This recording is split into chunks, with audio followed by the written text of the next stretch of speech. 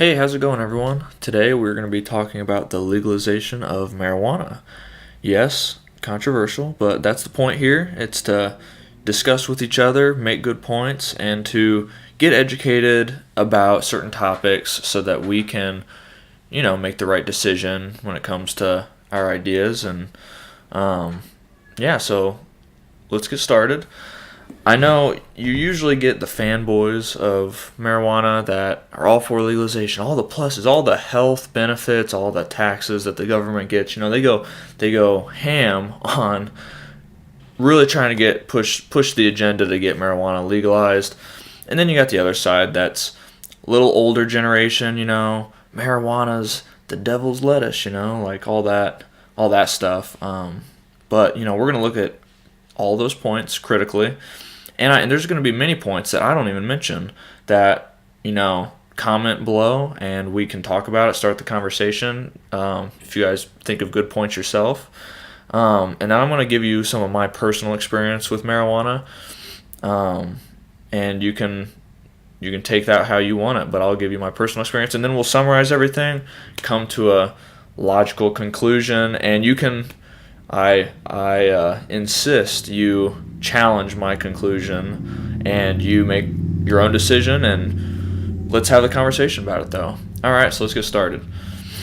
So I pull up this article, and one of the biggest things I hear as a plus for legalizing marijuana is the government's going to get so much tax revenue if we legalize marijuana. 10 years cuts the national debt, and however much, and that it sounds all good. And I guess it is a pro. $28 billion in tax revenue for federal, state, local governments. Yeah, sounds pretty good. But the issue I have with this is I don't trust the government with spending money properly, and I don't think it's fair to. There's so many programs. There's so many different ways that $28 billion a year would get diversified. I don't think it's not like it's going to help the community that much, because you don't know how the government's going to choose to spend it. So you have no control over that. I don't think that's a solid argument. But it is an argument. Government gets more money. You can make that argument. I just don't think it's a strong one personally. But let's go to the next one, which is, I do think, a strong one. And that is the war on drugs in our country. And there's so many people jailed every year for just possession of marijuana. And it's not one of the harder drugs. It's not like cocaine. It's not like heroin. It's not addicting. Many people ruining their lives. It's kind of just like a feel-good, chill-out drug. But penalties pretty sharp. In a lot of states in America.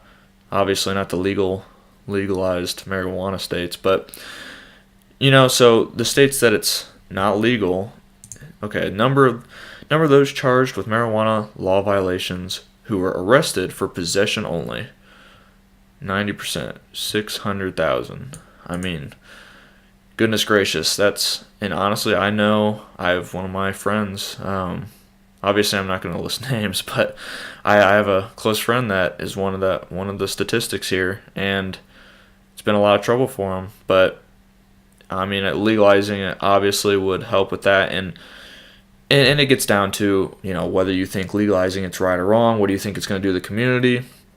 But just keeping it short, you're going to be saving on a lot of taxpayer dollars, keeping people out of jail. You're going to be saving a lot of black market smuggling and all that. You're going to be saving on, because it's just not going to, there's going to be no need for it, so it's not going to happen anymore. So there's going to be lots of ways you're going to be saving by keeping these people that choose to smoke in illegal states out of prison. I do think that's a pretty good point. Next positive point before we get to the cons would be the health benefits. And obviously marijuana does provide health benefits. Provides pain relief. We can go down, this is on greenflower.com.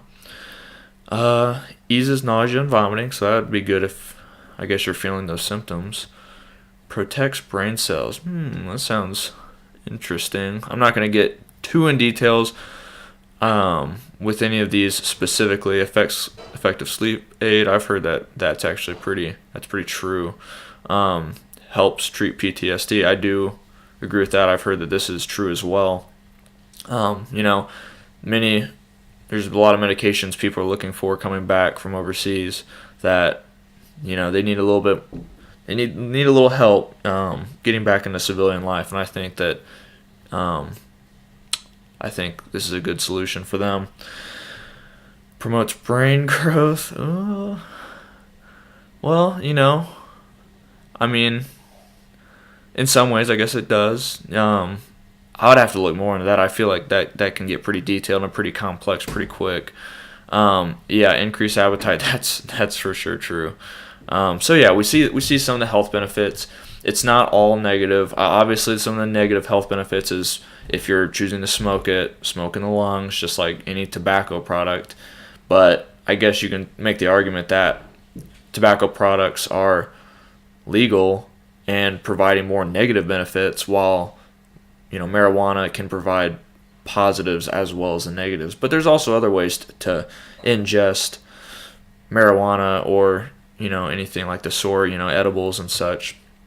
So yeah, so that's some of the positives. You can list some of the positives below that you think of, and we can talk about those. Let's get to some of the negatives though, that, you know, let's really challenge, you know, legalizing a substance in our country as intellectuals. How does it affect the dopamine system in the brain? Now this is something that, you know, there's been a lot of research on. Obviously, dopamine levels react when you take in marijuana, THC. So one of the biggest things I wanted to highlight though is right here: dopamine synthesis capacity and dopamine release was reduced in regular cannabis users. You know, that means that the capacity of dopamine that can be released in the brain is lessened over time if you use cannabis too much, if you use marijuana too much. So that's saying that, you know, if you smoke too much pot, let's get to layman's terms, you smoke too much pot, you smoke it 2 times a day, every day for like a month. Or it's actually probably longer than that. It's probably like, I don't know the statistics, but let's assume a long period of time, 6 months, a year, whatever. And say you suddenly stop smoking for like a week. Now, what this is saying in layman's terms is that week after smoking, you're going to have a harder time getting dopamine rushes naturally. So say like something happens good in your life. You get a great grade on a test, you buy a new car, you get married, whatever. I mean, those are extreme examples, but the point is that it's going to be harder to get as happy, to feel as good through experiences like that, because you have used cannabis so much to artificially heighten your dopamine levels. And I think that's something that you do have to challenge. And I've talked to multiple people. I've had a lot of friends, you know, smoking pot, and, you know, this is something it really does happen. It really can affect someone's life in a negative way if they've used it too much. I'll get into more about the personal experiences, but just keep that in mind. So overall, like, well-being of people may diminish over time if they get kind of reliant on using THC to get their synthesis levels, or to get their dopamine levels up synthetically.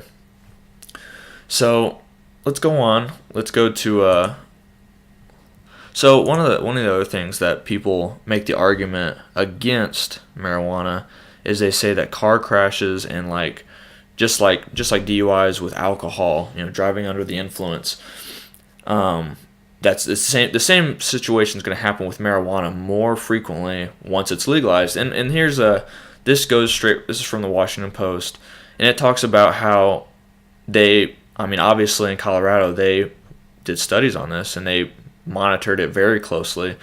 But the problem is sure, there was a spike, I forget where it was.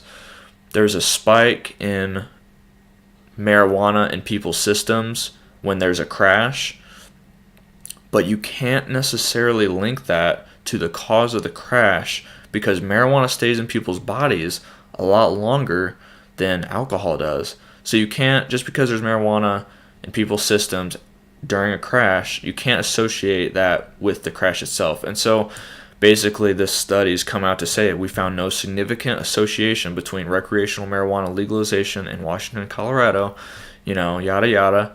So they find you can't just start correlating statistics if there's no fundamental association between the two. And so that's one of the things that's kind of up in the air. Does marijuana, when it's legal, cause more crashes? That one's still out to debate. And I think people that argue one way or the other, I don't think you have strong footing to say factually whether that's the case yet. So let's move on. And this is one of the bigger issues, and it's in our youth. So in 2012, PBS report stipulated that the 71% rise in high school drug violations was specific to the city of Denver. And this basically goes into what happens to kids, minors, when marijuana is legal. And what happens is they start using them more, obviously. They can't help themselves. And you can argue whether that's a good thing or bad thing. I definitely think that's not a good thing. I think growing minds and kids going through high school, that's a really, maturing time in their life. And for their mind to be altered by dopamine levels and other side effects, I just think all in all, that's just not going to be a positive thing. And they're getting in trouble for it too. Obviously that's not good either. But so that's some of the negatives. So I listed some of the negatives, some of the positives. Now I'm going to go into some of my more personal experience. So I've had multiple friends use marijuana. I've been around it quite a bit. And some of the other negatives is being lethargic as a side effect, as like quote unquote hangover. You don't get the same hangover as you do with alcohol, but you get kind of a soft hangover, and that's you become lethargic, in my opinion, and that's from talking to friends that use it and such. And basically, what I mean by that is the next day. So say one night, you're smoking with the guys, you're feeling good, it's a good time, and so you go to bed, you wake up the next morning, and you gotta go to work, or you gotta get some homework done, you gotta study for a test, whatever it is you gotta do the next day. That's responsibility. I've had some friends have some serious trouble just doing anything. They just don't feel inclined to do anything. They feel like they just don't care about anything. They don't have any motivation. And that's because, the next day their brain's lacking dopamine levels. They're kind of on a low, but it's a soft low. It's not like making them depressed. It's just hard to get going. And that's what I think. If you legalize marijuana, you're going to have more people that get that side effect, that get a little lethargic, that have less motivation. And ultimately, I feel like that will hurt the more underprivileged lower class of our society. The people that struggle, they go paycheck to paycheck. That's going to hurt people that use it often, that are in those positions, because it's going to hinder opportunities to get themselves out of those financial situations. And so I don't think it'll do any favors for the lower, minimum age earners of America. And honestly, that's who we're trying to look out for. That's who we want to bolster up. That's, raising minimum wage isn't always the answer. Sometimes you just got to give them good purpose, good reason to, make themselves better. And so that's another one of the negatives I find. But, you can argue that on the other end, people can make up their mind on their own. People are smart, trust in humanity to some degree, and give them that chance to make that decision. Because, if you come home from a hard day at work and you want to smoke a joint and it's a Friday, I don't see personally anything wrong with that, because, the next day you're not going to work. So it's just like it's like drinking, but it probably more positive side effects. And that seems something that could definitely integrate with our current culture today. So I'm gonna leave it there. Comment below and tell me what you think. If you're and I guess I didn't really tell you my opinion. I guess my opinion is I do favor legalizing, but I do think everyone has to be concerned with their local community, with their friends. You just got to be aware because some people will abuse it more than others, just like alcohol, and you just gotta, you gotta watch out for your friends and your community. But I do think overall legalizing would be a positive. Um, Maybe not. See, for me, it's not mainly not a positive. It's more like just barely, slightly above neutral. Positive and negative effects kind of cancel out, and there's a slight net positive. That's kind of my opinion. So, and that's why I'm for it. Mainly for me, it's to keep a lot of people out of jail for just being stupid.